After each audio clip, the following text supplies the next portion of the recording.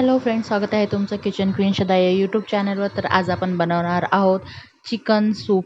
तर त्यासाठी कुकरमध्ये तेल गरम केलं, त्यानंतर आलं लसणाची 1 चमचा पेस्ट टाकली. पेस्ट छान खरपूस भाजून घेतली. त्यानंतर त्यात हळद टाकली. हळदही छान तेलामध्ये मिक्स करून घेतली.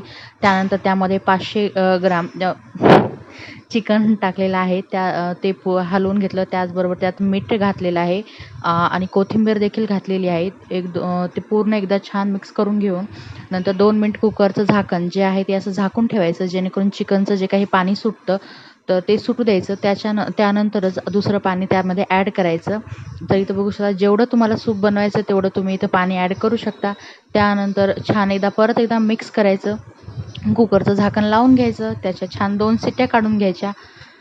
आता इथं बघू शकता शिटी झालेली आहे. त्यानंतर कुकर हे थंड केलं. थंड करून त्यामधलं सूप जे काही आपलं तयार केलेलं आहे ते मी इथं वाटीमध्ये सर्व केलं. तर ही जर रेसिपी आवडली असेल, चॅनलला अजून सबस्क्राईब केलं नसेल तर व्हिडिओला लाईक करा आणि चॅनलला देखील सबस्क्राईब करा.